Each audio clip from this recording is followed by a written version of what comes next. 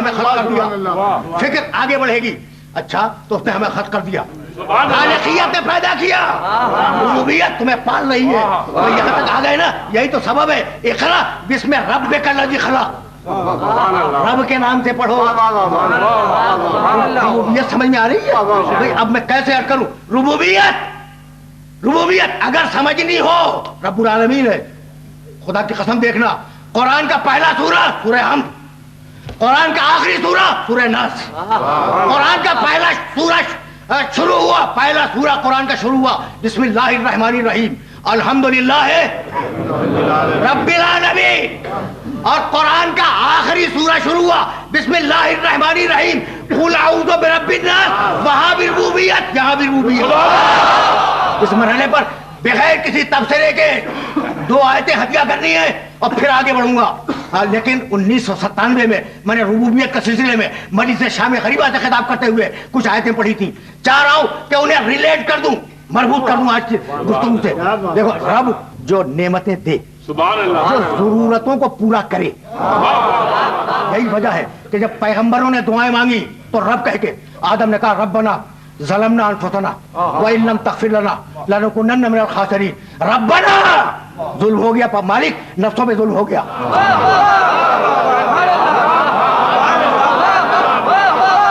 نوح نے دعا مانگی, اے رب روئے زمین سے کافروں کو چن چن کر ہلاک کر دے. ابراہیم نے دعا مانگی, رب حبلی حکمن والحقنی بالصالحین, مالک نبوت دے دے, صالحین میں شمار کر. موسیٰ نے دعا مانگی, رب اشرح لی صدری ویسر لی امری واحلل عقدۃ من لسانی یفقہوا قولی. اے رب میرے سینے کو کھول دے. اے رب, دیکھ رہے ہو نا, عیسیٰ علیہ السلام نے دعا مانگی, ربنا انزل علینا مائدۃ من السماء. اے رب آسمان سے کھانا نازل کر دے. میرے نبی نے دعا مانگی, سبحان اللہ, رب زدنی علما, اے رب میرے علم میں اضافہ کر. تو آدم سے محمد رسول اللہ تک ہر نبی نے رب کہہ کے دعا مانگی. بھیا رب کیوں کہا؟ اس لیے کہ رب اسے کہتے ہیں جو نعمتیں دے. بھیا جملہ میں پھر دوہرا رہا ہوں, رب کسے کہتے ہیں جو نعمتیں دے, رب اسے کہتے ہیں جو ضرورتوں کو پورا کرے. پہلی خلافت جانتے ہو, پہلی خلافت آدم علیہ السلام کی. اس قال ربک, اس قال ربک للملائکۃ انی جاعل فی الارض خلیفہ. تو پہلی خلافت رب نے دی تھی. اب آخری خلافت کے لیے فتویٰ کیا ہے؟ یا ایھا الرسول بلغ ما انزل الیک من ربک.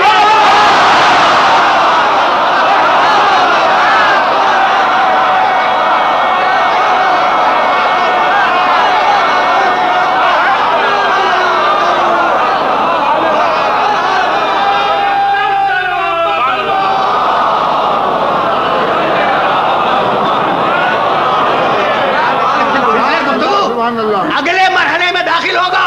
رب سمجھ میں آ گیا, خالق سمجھ میں آ گیا. بھائی اگر آ گیا تو مجھے جملہ کہنے کی اجازت دے دو. اگر عقل ہے تو غور کرو کہ خلق تو کر دیا, کیوں خلق کیا؟ بھائی یہ ایک ایسا بین الاقوامی مسئلہ ہے جسے ڈسکس کیے بغیر رہ نہیں سکتا. ریشنلسٹ, عقلیت پسند, ان کا کہنا ہے کہ ہمارے پاس عقل ہے, اب ہمیں کسی بیرونی ہدایت کی ضرورت نہیں ہے, ہم سے کام کر لیں گے. سن لیا نا تم نے, یہ تھیوری, یہ جو میں تمہارے سامنے پیش کی, یہ فیشن آف دی ڈے ہے. نوجوانوں سے پوچھ رہا ہوں, آج کا نقطہ نظر کیا ہے؟ ہمارے پاس عقل ہے, خود کہہ رہا ہے لا یعقل لاولی الالباب, ہم نے صاحبان عقل کے لیے نشانیاں رکھی ہیں تو عقل تو دے دی. تو اب ہم عقل سے خود طے کریں گے. بھائی یہی تو ہے, عقل کے نور سے مسائل کو حل کر لیں گے. اب میں پوچھتا ہوں, تمہارے پاس آنکھ ہے؟ میں نے کہا اس آنکھ میں نور ہے, کہا نور بھی ہے. تو میں نے کہا جب آنکھ بھی ہے اور اس میں نور بھی ہے تو اندھیری رات میں چراغ کے بغیر دیکھ کے چلو.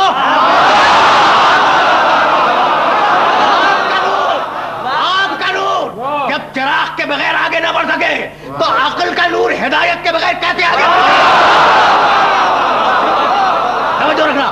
بھائی آنکھ میں نور ہے, تو جب آنکھ کا نور بغیر بیرونی نور کے آگے نہ بڑھ سکا تو عقل کا نور بغیر بیرونی نور کے کیسے آگے بڑھے گا؟ تو جو ہدایت کرے گا وہ نور ہوگا یا نہیں؟ پوچھو اپنے خالق سے، پوچھو کہ مالک عقل تو ہے لیکن عقل کو کچھ غذائے فکر دے دے کہ ہم معلوم تو کریں کہ کیوں خلق ہوئے. آواز دی. دیکھو عجیب و غریب مراحل ہیں، اور اب میں ان لوگوں کو متوجہ کر رہا ہوں جو قرآن فہمی کا ذوق رکھتے ہیں. سورہ نیل 16واں سورہ. آواز دی. واللہ اخرجکم من بطون امہاتکم لا تعلمون شیئا وجعل لکم السمع والابصار والافئدۃ لعلکم تشکرون. تمہیں تمہاری ماں کے پیٹ سے ہم نے اس کیفیت میں باہر نکالا کہ لا تعلمون شیئا، تمہارے پاس ذرہ برابر بھی علم نہیں تھا. تمہیں سماعت دی، تمہیں بصارت دی، تمہیں دل و دماغ دیے. یہ سب کیوں دیا؟ تمہیں خلق کیوں کیا؟ ماں کے پیٹ سے کیوں نکالا؟ لعلکم تشکرون، تاکہ اس کا شکر ادا کرو. اور پھر اسی سورہ نحل میں کہنے لگا کذالک، پوری آیت نہیں پڑھ رہا ہوں، کذالک یتم نعمتہ علیکم لعلکم تسلمون. یہ ساری نعمتیں اس لیے دی کہ مسلمان ہو جاؤ. اس مرحلے پر میں مجبور ہوں کہ تمہیں ایک آیت اور ہدیہ کرتا جاؤں. سورہ آل عمران 3 سورہ، آیت کا نشان 83 وَلَهُ أَسْلَمَ مَنْ فِي السَّمَاوَاتِ وَالْأَرْضِ طَوْعًا وَكَرْهًا وَإِلَيْهِ يُرْجَعُونَ. کائنات کا ذرہ ذرہ اللہ کا مسلمان ہے.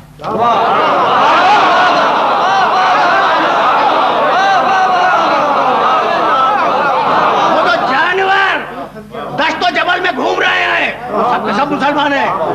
یہ گھومتے ہوئے ستارے مسلمان ہیں، یہ نکلتا ہوا سورج مسلمان ہے، یہ روشنی دیتا ہوا چاند مسلمان ہے.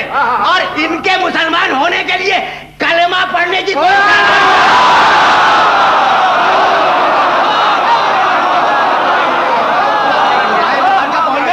تو پھر یہیں سے آگے بڑھ جاؤ. کائنات کا ذرہ ذرہ مسلمان ہے. اور کذالک یتم نعمتہ علیکم لعلکم تسلمون. تمہیں نعمتیں اس لیے تمام کی تم پر، اس لیے دی ہے تمہیں نعمتیں کہ تم مسلمان ہو جاؤ. تو تمہارا رشتہ کائنات سے اسلام کا ہے.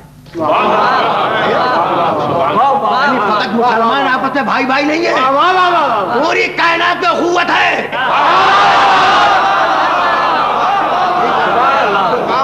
دو مقامات کی آیتیں.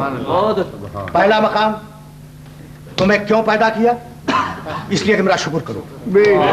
تمہیں کیوں پیدا کیا؟ اس لیے کہ مسلمان ہو جاؤ. غرض خلقت شکر، تخلیق کی غرض شکر، شکر کرنا. تخلیق کی دوسری غرض کیا ہے؟ اسلام لانا. دو ہو گئی.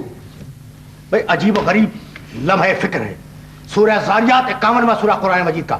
وما خلقت الجن والانس الا لیعبدون. میں نے جنوں کو اور انسانوں کو اپنی عبادت کے لیے پیدا کیا. تخلیق کی تیسری غرض عبادت. مقصد بتلاؤں؟ ابھی آیت پڑھ کے گیا ہوں. لقد ارسلنا رسلنا بالبینات وانزلنا معهم الکتاب والمیزان لیقوم الناس بالقسط. یہ سارا سلسلہ اس لیے ہے کہ لوگ عدل پہ قائم ہو جائیں. اس لیے پیدا کیا کہ عدل کرو. پھر سننا، شکر کرنا ایک مقصد، عبادت کرنا دوسرا مقصد، اسلام لانا تیسرا مقصد، عدل پہ قائم رہنا چوتھا مقصد. تو یہ چار لفظ الگ الگ ہیں، مطلب ایک ہے. اس کی نسبت سے شکر ہے، اپنی نسبت سے عبادت ہے، معاشرے کی نسبت سے عدل ہے، کائنات کی نسبت سے اسلام ہے. مرحلہ فکر عجیب ہے. خالق یہ سمجھ میں آ گئی. لیکن اب میں کیا کروں کہ سورہ اعراف میں پروردگار عالم نے ایک جملہ کہا، بہت چھوٹا جملہ، آیت طویل ہے، اس کا ایک چھوٹا جملہ تمہیں ہدیہ کر رہا ہوں. الا لہ الخلق والامر تبارک اللہ رب العالمین. آگاہ ہو جاؤ کہ خلق مخصوص ہے اللہ کے لیے، امر مخصوص ہے اللہ کے لیے. اب خلق کے ساتھ ایک نئی اصطلاح دونوں طریقوں سے پیدا کر، خلق سے بھی امر سے بھی.